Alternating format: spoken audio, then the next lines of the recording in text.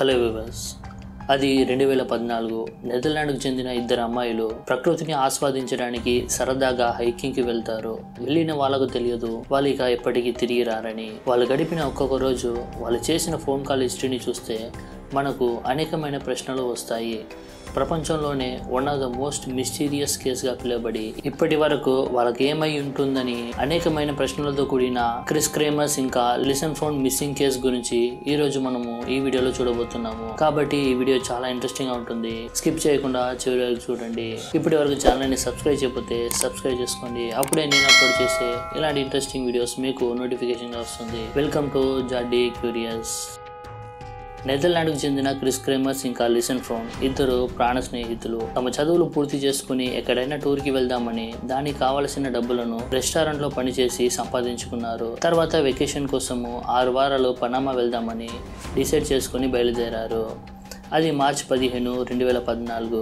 North America కింది భాగంలో ఉన్న పనామాలో ఎన్ని రోజులు ఉండాలి, ఎక్కడ ఉండాలి అనేది చాలా బాగా ముందుగానే పక్కాగా ప్లాన్ వేసుకున్నారు. ఇంకా వాళ్ళు ఏదైనా ప్లేస్ కు వెళ్ళక ముందే అక్కడ ఉండే వాళ్లకు ఇన్ఫార్మ్ చేసి మేము ఇలా వస్తున్నాము, పిక్ చేసుకోవడానికి మీరు రెడీగా ఉండండి అని చెప్పేవారు. అలా వారు మార్చి 29న బారు వాల్కెనో అనే కొండ ప్రాంతం కింద ఉన్న ఒక రెస్టారెంట్ కి వెళ్లారు. ఆ రెస్టారెంట్ లో బయట దేశం నుంచి వచ్చే ప్రతి ఒక్కరు అక్కడే ఉంటూ తమ వెకేషన్ ను ఎంజాయ్ చేస్తూ తిరిగి వెళ్లేవారు. అలాగా క్రిస్ ఇంకా ఫరుణ్ కూడా అక్కడ ఉంటూ ఏప్రిల్ 1 ఉదయకాలం 11 గంటలకు హైకింగ్ కి వెళ్తారు. వాళ్ళతో పాటు ఒక కుక్క కూడా వస్తుంది. ఆ కుక్కను రెస్టారెంట్ ఓనర్ వాళ్ళతో పాటు పంపిస్తాడు. దానికి కారణం ఎవరైనా ట్రెక్కింగ్ కోసం వెళ్తే ఒకవేళ వాళ్ళు తిరిగి వచ్చే దారిని మర్చిపోతే ఈ కుక్క వాళ్ళకు దారి చూపిస్తుంది అని అలా చేసేవారు. కుక్క ఆ కొండ ప్రాంతంలో ఎక్కడ వెళ్ళినా తిరిగి రెస్టారెంట్ కి సేఫ్ గా కరెక్ట్ గా వచ్చేది. ఇలా క్రిస్ ఇంకా ఫ్రూన్ కుక్కతో పాటు హైకింగ్ కి బయలుదేరుతారు. వెళ్తూ ఒక సెల్ఫీ తీసి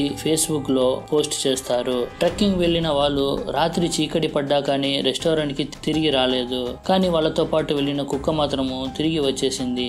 కానీ కుక్క మాత్రమే రావడం చూసి రెస్టారెంట్ వాళ్ళు చాలా భయపడ్డారు. ఇంకా అది చీకటిగా ఉండటం వలన బహుశా దారి తప్పిపోయి ఉంటారు, తిరిగి ఉదయాన వచ్చేస్తారని అనుకున్నారు. కానీ ఉదయం అయింది, వాళ్ళు ఇంకా రాలేదు. ఈ విషయం అక్కడ ఉన్న వారికి ఇంకా భయం కలిగించింది. వాళ్ళ ప్లాన్ ప్రకారము వాళ్ళు ఒక టూరిస్ట్ గైడ్ ని కలవాలి.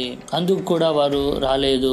కాబట్టి ఆ సిచ్యువేషన్ యొక్క సీరియస్నెస్ ను అర్థం చేసుకుని అక్కడ ఉన్న వాళ్ళు 911 కు కాల్ చేశారు. పోలీస్ రావడంతో పాటు అక్కడ ఉన్న స్థానికుల సహాయంతో ఆ కొండల ప్రాంతంలో వెతకడం స్టార్ట్ చేశారు. దాంతో పాటు క్రిస్ ఇంకా ఫ్రూన్ వాళ్ళ తల్లిదండ్రులకు ఇన్ఫార్మ్ చేశారు. పోలీసులు ఇంకా అక్కడ ఉన్న స్థానికులు ఎంతగానో వెతికినా కానీ వాళ్ళ జాడ మాత్రము కనిపించలేదు. ఇది ఇలా ఉండగా ఏప్రిల్ 6న క్రిస్ ఇంకా ఫరోన్ తల్లిదండ్రులు ఈ విషయాన్ని నెదర్లాండ్ పోలీస్ డిపార్ట్మెంట్ కు ఇన్ఫార్మ్ చేశారు. దాంతో Netherland police department, dog squad, detectives తో పాటు ఆ పనామాను చేరుకున్నారు. ఇంకా వెతకడం మొదలు పెట్టారు. కానీ ఎటువంటి ప్రయోజనము లేకపోయింది. ఎందుకంటే వాళ్ళు ఎక్కడికి వెళ్లారో, ఏ ప్లేస్ లో ఉన్నారో అనేది ఒక చిన్న క్లూ కూడా వారికి దొరకలేదు. ఇలా కంటిన్యూస్ గా 10 రోజులు వెతికినా కూడా అసలు దొరకలేదు. చివరికి వాళ్ళ పేరెంట్స్ తప్పిపోయిన వాళ్ళ పిల్లల గురించి ఎవరైనా ఇన్ఫర్మేషన్ ఇస్తే వాళ్లకు $30,000 అమెరికన్ డాలర్ను ఇస్తామని ప్రకటించారు. కానీ అలా కూడా వాళ్ళకు ఎటువంటి ఇన్ఫర్మేషన్ దొరకలేదు. సెల్ ఫోన్ ను ట్రాక్ చేద్దామన్నా అక్కడ సిగ్నల్ లేకపోవడంతో పోలీసులు సెల్ ఫోన్ ను ట్రాక్ చేయలేకపోయారు. ఇలా 10 వారాలు గడిచింది. అక్కడ ఉన్న పోలీసులు, ప్రజలు అందరూ చేతులెత్తేశారు. కానీ అప్పుడు వాళ్లకు అమ్మాయిల గురించి ఒక చిన్న ఇన్ఫర్మేషన్ అనేది అందింది. ఆ ప్రాంతానికి చెందిన ఒక ఆమె నది ఒడ్డున ఒక బ్లూ కలర్ బ్యాగ్ ను ఉండడం గమనించింది. అందులో కొన్ని వస్తువులు ఉండడం వలన పోలీసులకు అందిస్తుంది. తర్వాత ఆమె ఏమన్నదంటే రోజు తాను నది ఒడ్డున ఉన్న పొలంలో ఆమె పనిచేసేదని, కానీ ఎప్పుడు లేని ఈ రోజు ఆ బ్యాగ్ ఉండడం చూసి సందేహంతో తాను తెచ్చానని కన్ఫర్మ్ చేస్తుంది. పోలీసులు ఆ బ్యాగ్ ను చెక్ చేయగా అది ఫ్రోన్ది అని తేలింది. అందులో 2 సన్ గ్లాసెస్, $83, ఫరూన్ పాస్పోర్ట్, వాటర్ బాటిల్స్, కెమెరా, బట్టలు, ఇంకా 2 సెల్ ఫోన్లు ఉండడం గమనించారు. తర్వాతనే ఈ కేసు ఇంకా మిస్టరీతో కూడిన విషయానికి దారి తీసింది. స్విచ్ ఆఫ్ అయిన ఫోన్ ను చార్జ్ చేసి ఆన్ చేసిన తర్వాత పోలీసులకు అసలు ఏం అర్థం కాలేదు. ఎందుకంటే ఆ అమ్మాయిలు మిస్ అయిన మరుసటి రోజు నుంచి, అంటే ఏప్రిల్ 2 నుంచి ఏప్రిల్ 11 తేదీ వరకు పోలీసులు ఆ కొండ ప్రాంతాన్ని వెతుకుతూనే ఉన్నారు. ఏప్రిల్ 2 నుంచి ఏప్రిల్ 11 తేదీ వరకు ఆ 2 మొబైల్ మొబైల్స్ నుంచి కంటిన్యూస్ గా ఎమర్జెన్సీ నెంబర్ కు కాల్ అనేది చేస్తూనే ఉన్నారు. కానీ సిగ్నల్ అనేది లేకపోవడంతో కాల్స్ అనేది కనెక్ట్ అవ్వలేదు. ఆ 10 రోజులు పోలీసులు వెతున్నప్పుడు ఆ అమ్మాయిలు కాల్ చేసిన టైం కూడా సింక్ అవుతుంది. ఆ అమ్మాయిలు మాత్రం కనిపించలేదు. కాల్ హిస్టరీ చూస్తే ఒకసారి ఎమర్జెన్సీ నంబర్ కు కనెక్ట్ అయినట్టు చూపించింది. కానీ ప్రాపర్ సిగ్నల్ లేకపోవడంతో కాల్ అనేది కట్ అయింది. ఏప్రిల్ 1 నుంచి ఏప్రిల్ 5 వరకు రోజు ఎమర్జెన్సీ నంబర్ కు ట్రై చేస్తూనే ఉన్నారు. అందులో ఫోన్ మొబైల్ ఏప్రిల్ 5న స్విచ్ ఆఫ్ అయింది. తర్వాత క్రిస్ ఫోన్ నుంచి ఏప్రిల్ 6న కాల్ చేశారు. కానీ ఆ ఫోన్ యొక్క లాక్ తీయకుండానే కాల్ చేశారు. కానీ అప్పుడు కూడా కాల్ అనేది కనెక్ట్ అవ్వలేదు. తర్వాత కంటిన్యూస్ గా 5 రోజులు ఎటువంటి అవుట్ గోయింగ్ కాల్ పోలేదు. కానీ ఏప్రిల్ 11న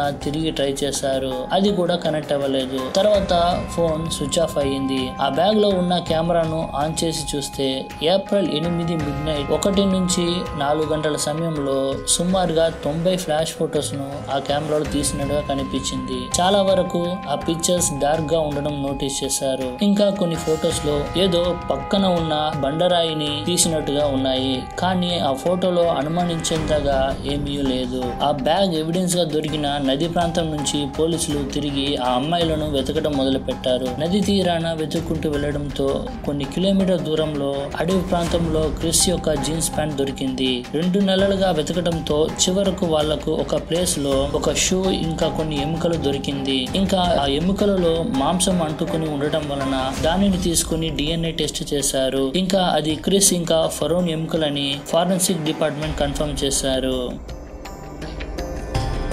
ఈ కేసుకు సంబంధించిన మిస్టరీగా అనిపించే విషయాలను తెలుసుకుందాము. నెంబర్ 1, ఆ అడవికి వెళ్లిన రోజు నుంచి వీళ్ళు కంటిన్యూస్ గా 10 రోజుల ఎమర్జెన్సీ నెంబర్ కు కాల్ చేయవలసిన అవసరం ఏం వచ్చింది? ఒకవేళ కాల్ చేసే అంత కాన్షియస్ గా ఉన్నప్పుడు అన్ని రోజులు అడవి నుంచి బయటకు రావడానికి ఎందుకు వాళ్ళు ప్రయత్నించలేదు? ఇంకా ఎందుకు వాళ్ళు రాలేదు? నెంబర్ 2, ఒకవేళ మొదటి రోజు సమస్య వచ్చి ఉంటుందని అనుకుందాం. కానీ ఏప్రిల్ 11 వరకు ఎలా నీరు ఆహారం లేకుండా బ్రతికగలిగారు అనేది రెండవ అనుమానం. నెంబర్ 3, ముందుగా చెప్పినట్టు పోలీస్ డిపార్ట్మెంట్ ఆ 10 రోజులు వెతికిన ప్రాంతం ఇంకా వీళ్ళ ఎముకలు దొరికిన ప్రాంతం ఒకటే అయినప్పటికీ పోలీసులకు ఎలా వాళ్ళు కనిపించకుండా పోయారు?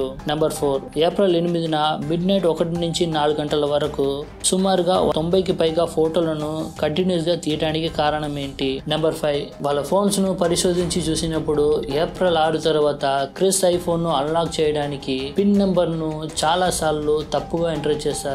ఒకసారి కూడా కరెక్ట్ నంబర్ ను ఎంటర్ చేయలేదు. నెంబర్ 6, ఇంకా ఇందులో నమ్మశక్యం కాని విషయం ఏమిటంటే ఆ బ్యాగ్ 10 వారాల తర్వాత నది తీరానికి ఎలా వచ్చింది? ఇంకా అందులో అన్ని వస్తువులు నీట్ గా ప్యాక్ చేసి సెల్ ఫోన్ ఇంకా కెమెరాను అందులో ఎవరు పెట్టారు?